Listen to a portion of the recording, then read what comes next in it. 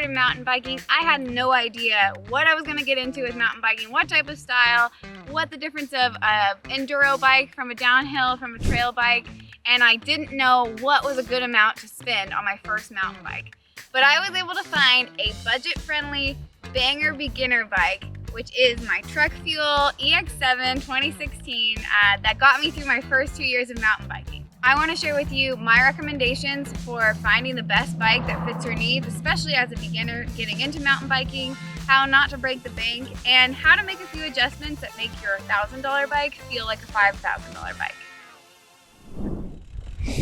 So the story with the Truck Fuel starts out in Phoenix. Woo! Fun little drive.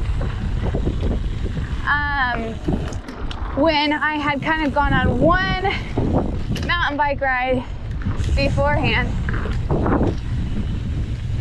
a rental bike, rented a big burly Rocky Mountain, rode up in Flagstaff, and that was kind of the test. Josh and I have been talking about getting into mountain biking together. That was kind of the test of like, do I absolutely hate it, or is it something I can see myself enjoying? And of course, the very first trail definitely like freaked me out, but for me, like for a hobby to be worth it, there has to be that element of fear, or like pushing yourself, an element of speed. And I always say that mountain biking, Sprocket, get behind,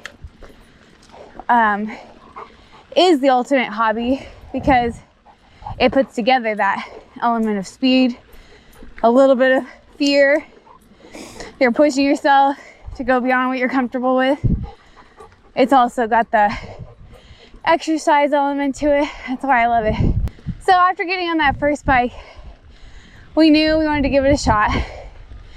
And still the price of, over $1,000 for a used bike was so wild to me, but Josh reassured me and he did all the research. So we finally landed on a lovely Truck Fuel that I'm riding, been on for about a couple years now. Got it for like, I think $1,000, maybe $1,200. So really started kicking it into gear about the fall of our first year living in the van, 2021. Really started getting comfortable on it. And I think I also started to learn like what kind of things I really liked about mountain biking, what things I could take or leave. So once I started understanding those things, Josh was suggesting some adjustments. There's 3 big things that we changed that really took my bike from, if you're a beginner and you have no knowledge of biking, like you are not gonna know the difference of, this fork versus this fork. Maybe you can feel it a little, but you're not gonna be able to pinpoint it enough or utilize it to its strengths, when you're still learning. So the first was adjusting my chain rings to a 1x setup. So I first got it, it was a 1x9, but it didn't have that big cog that, actually allowed me to pedal up and spin when I was going uphill. So whenever I'd be riding with somebody, I'm like a competitive person, so I would be pushing it, just cranking every pedal one time around with everybody else going like 4 times around spinning and like breathing normally. So adjusting that, getting that bigger cog on there was a big difference for me. I could actually pedal uphill and, not be completely winded and out of breath by the time I got there. A second big thing was adjusting my brakes. We upped the ante, got a lot stronger brakes. Right now I've got Shimano XT, and those ones have been just making me feel way more comfortable, especially when you're a beginner. You want to know that bike is going to stop when you need it to. And I naturally put myself in a little sketchier situations early on than I needed to probably. And those brakes came in clutch. The third and most recent change, and probably hands down the biggest change, was replacing my fork. So previously I had a RockShox Revelation. Now I'm upgraded to the Fox 36, which you can check that video out here. We'll put a link. I've been riding on that a few months now, and I mean, even like, there's been so much change for that.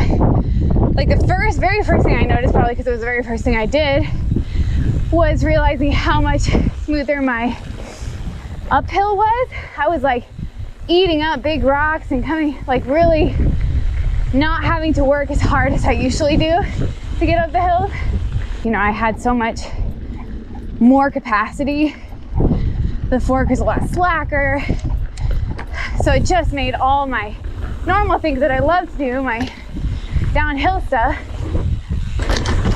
that much more fun, that much more capable. And at this point I have, and I've mentioned it before, I have a Trek Slash coming, which I got to try out a few times this summer, make an order. So stoked about that. But I think, you know, my bike is a little bit closer to what that might have looked like. Oh, should have gone in that little tombstone. So I think as far as being on a budget and also being a big beginner when I got this bike, this was the perfect call. It made learning, like I have had the opportunity to try out some way nicer bikes. This summer I got to be on my buddy's Trek session and just jumping, and it's a 27.5 too. It's a small frame, and just my jumps were like, oh, I don't actually have to force it like that. Whereas I feel like on this fuel, it's not really made to take you off the ground. So anything that you're doing to get yourself off the ground, it's like actively fighting you.